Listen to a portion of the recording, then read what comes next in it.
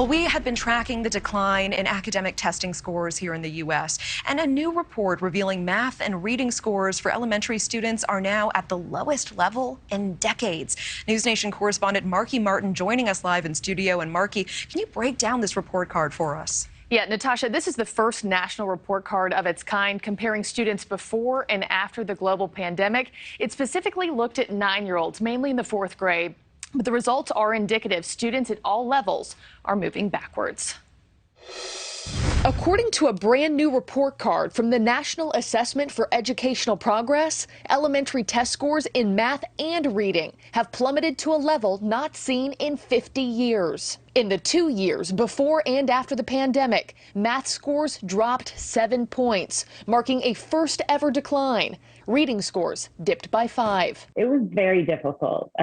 Both of my kids do so much better hands-on in the classroom. Julie Jordan is a mom of 2 who's not surprised by the report card. She watched her own children fall behind when COVID repeatedly took them in and out of the classroom. As a parent, we had to pick up the legwork and try to fill them in as much as we could, and it was still hard. And then you still had to deal with the teachers that were out because of their own kids with COVID. So it was just a really bad, vicious cycle. The new data also revealing that many of the most vulnerable children fared the worst. Students of color, those who are economically disadvantaged, and students with learning disabilities saw their scores sink lowest. Some of our lower socioeconomic kiddos didn't come to school at all. Tracy Fisher is running for the Texas State Board of Education and has served on her local school board for a decade. She says the solution is to meet kids where they are, make school fun and normal again, and not to cram all the missed curriculum into one semester. Kids can't learn it faster. They're not computers, they're children. So I think right now, if we want to move forward and help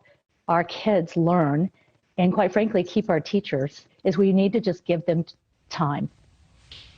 And Natasha, the commissioner of the center that administered the test for this report card, also adding this: school shootings, violence, and classroom disruptions are up, as are teacher and staff vacancies, absenteeism, cyberbullying, and students' use of mental health services. This information provides some important context for the long-term trend assessment results. Natasha. Marky Martin, thank you. And let's stay with this topic. Teacher pay in the U.S. apparently stuck in the 1990s.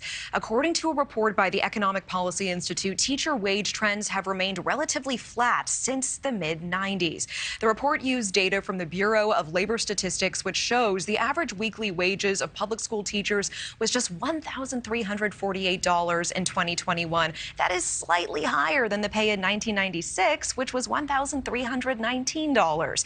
By comparison, other college graduates brought in, on average, $2,009 a week in 2021.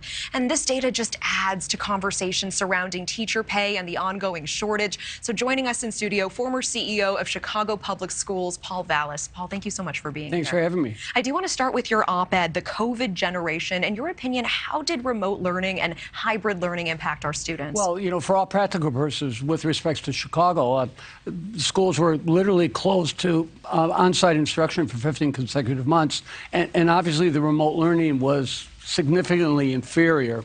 Obviously, the poor children suffered the most. They had fewer technological resources, but also having that many kids on the street led to not only a significant reduction in academic performance. The preliminary test scores suggest that Chicago Public School children are number of kids at proficiency or above as a percentage of the kids tested is actually half of what it was pre-COVID.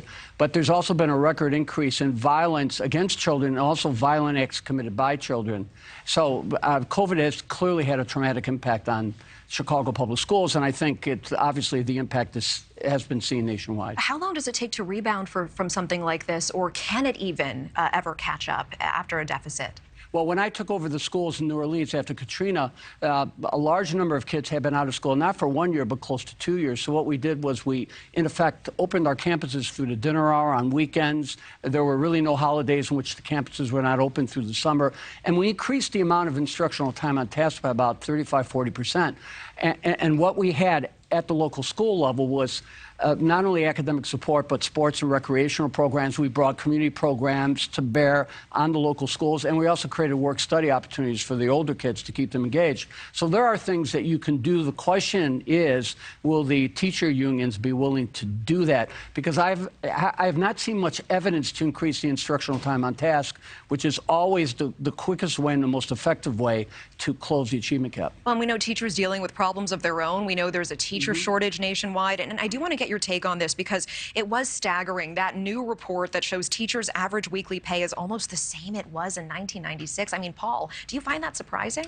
You know, not surprising on a national level, but again, there are some school districts where the teacher pay has increased significantly. I increased teacher pay during my tenure, compounded by 22 percentage points, not counting step and pay increases. But this last teacher contract will bring the average teacher contract in Chicago, the average teacher pay, to about $100,000. Now, is that enough? I think teachers should be paid as well as any public or private service jobs out there, because teachers are in many ways also first responders. But the bottom line is the way you're going to attract more teachers is to improve working conditions. Schools need to be safer, more secure. There needs to be more support for families, because the teachers have to deal with children who a lot of times don't have the family support, being raised by single parents, single parent households. So there are a lot of challenges that need to be addressed. But what you also have to do is you have to aggressively expand your pool of teachers. You need to recruit in the military. You can recruit from retired first responders. You can work with the universities and the graduate schools to try to get individuals who have expertise in certain areas but may not be planning on a teaching career, to get them alternatively certified as teachers. You really need to have a strategy to aggressively expand the pool. That'll help close the gap. Paul, I hear you. I do want to bring up some sound, pivoting here. We had an Iowa lawmaker on in the last hour. His district actually unanimously approved guns in schools. Up to 10 non-teachers can carry guns on campus. Let's listen to that quickly. We've got to have basically a hardening of our schools. We've got to have locks on doors. We've got to have cameras. We've got to have a number of types of things like this. We've got to also look at identifying students who might be a cause of problems. Every one of the students who have been school shooters in the past have said that they're going to shoot up a school, or after they've done it, people said, well, hey, I'm not surprised that this happened. The last final, I guess, effort to try to prevent school shootings is to have school armed people in the school. That's just the final step. That we've got to have that, because if the other measures don't stop the shooter, then you've got to have that final effort.